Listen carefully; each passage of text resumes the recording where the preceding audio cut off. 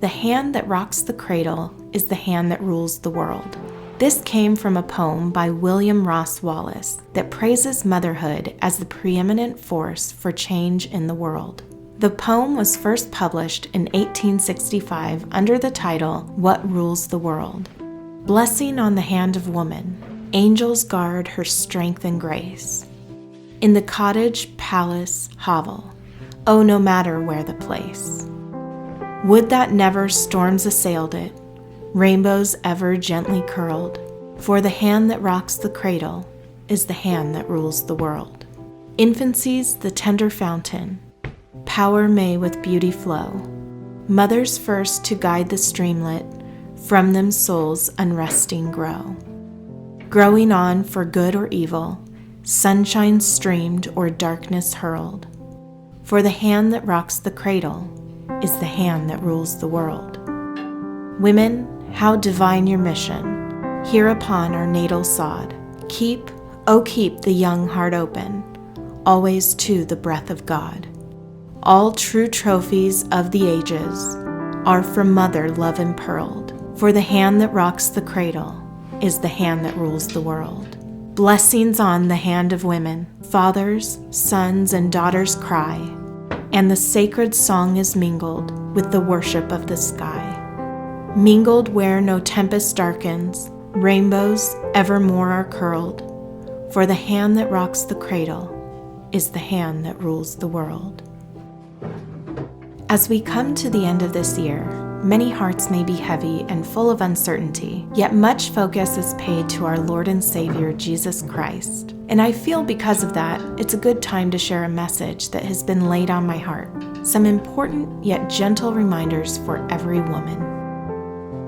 Isn't it amazing? Without a woman's womb, life cannot endure. That means women have quite a bit of control, be it the Lord's will, over the future of our society. Remember that God created woman, and He gave us instructions on how to be experts in just that, being women. We have marching orders from God Himself as to how we can continue to pass that on.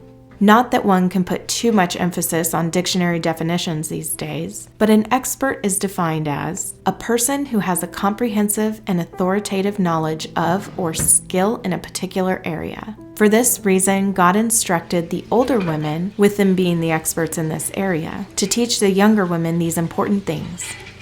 Love their husbands, love their children, be self-controlled, pure, be busy at home, be kind, be subject to their husbands.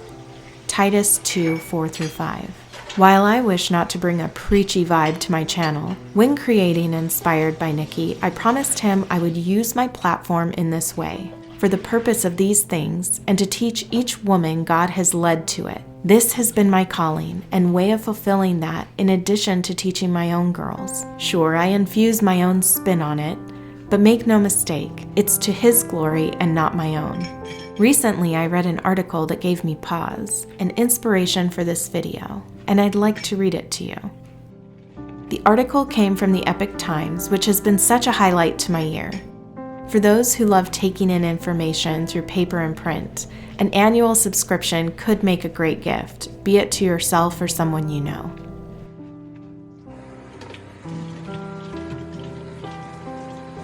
Raising Girls to Be Real Women. Written by HOLMQUIST. I recently wrote an article providing some forgotten tips on how to raise boys to be real men. But boys aren't the only sex that we need help raising. Boys are getting sucked into the feminist vortex of our culture, but that vortex also is swallowing girls at perhaps an even greater frequency.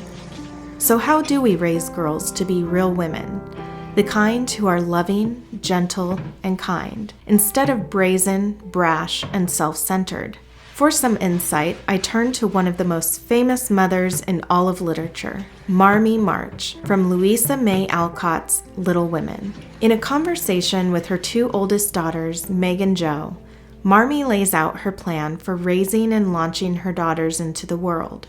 a plan that's a far cry from the feminist one we commonly hear today. Take care of the external. Marmie's first advice revolves around external qualities, as she declares she wants her daughters to be beautiful and accomplished. These are both traits that our current society emphasizes greatly, encouraging cosmetic surgeries so girls can imitate the airbrushed models who appear on social media, or exhorting girls to get out there and break glass ceilings and outdo the men in education and achievements. But given other clues in Little Women, I would wager that the beauty Marmie would have us instill in today's girls is the beauty of true femininity. She would have us train our girls to dress modestly, but not in a frumpy fashion, to put on a skirt or a dress that is tight enough to show you're a woman and loose enough to show you're a lady. As Academy Award-winning costume designer Edith Head once said, Marmie would also have us teach our girls to polish their talents. Not so that they can lord them over men, but so that they can use them to help and support those around them. Cultivate internal character. Marmie moves from external characteristics to internal character, mentioning that she wants her daughters to be good and respected, to be happy, beloved, contented, and to avoid being without self-respect and peace. Marmie knows that building character takes time, and that parents themselves need to start early to model good character and work on fighting their own flaws. In Marmie's case, her quick temper, if they want to ensure that their daughters live good and respectable lives. Teaching our girls to be happy and contented means not spoiling them with material goods or giving in to every demand, but rather teaching them to be grateful for what they do have. Steer them away from materialism.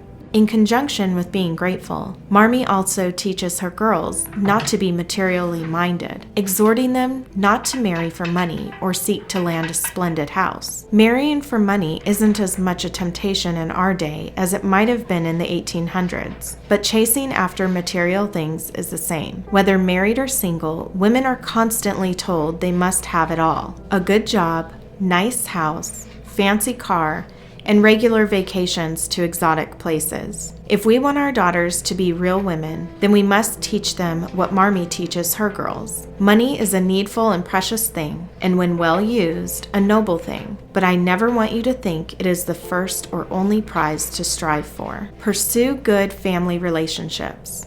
While Marmie doesn't want her girls to pursue excessive amounts of money, she does want them to pursue good relationships, particularly with the family. Mother is always ready to be your confidant, father to be your friend, she tells Meg and Joe, exhorting them to make their childhood home happy before they leave it for homes of their own someday. Our daughters would benefit from a similar lesson. Today's world often encourages them to make friends with and confide in anyone other than their parents, but building good relationships with dad and mom provides them with wise confidants and a support structure for the future, whether that future involves college, a career, or raising a family of their own. Teach them to be marriage-minded. The most prominent message Marmie gives her girls revolves around marriage. She notes her desire that her daughters be well and wisely married, and encourages them to hope for and prepare themselves for such a position. To be loved and chosen by a good man is the best and sweetest thing which can happen to a woman, and I sincerely hope my girls may know this beautiful experience, she says. Even non-feminists may feel a scream rising in the throat at that declaration, for the idea that girls should just settle down and get married, even foregoing college and career, has become anathema in our day. But Marmie puts her finger on the very thing that has caused men to wonder where all the real women are. Namely, many contemporary women aren't marriage-minded. Raising a marriage-minded woman is a challenging task, but one of the most effective ways to do so is for parents to model a good marriage for their daughter. Teach her to love children and to respect men, instead of bashing both groups and continually railing on all the problems each brings to women. And finally, make sure she doesn't view marriage with rose-colored glasses, but that she views it as a worthy calling. It's hard work and takes a lot of loving sacrifice, but as Marmie says, it's a beautiful experience worth hoping for.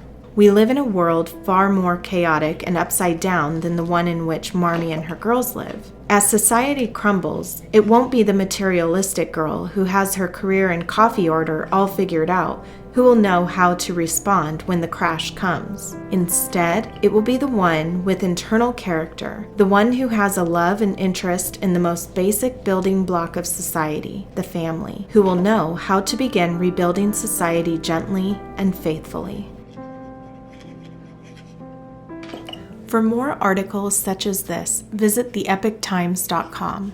I also have this article linked below for your convenience. This gave me so much food for thought, as I hope it did for you.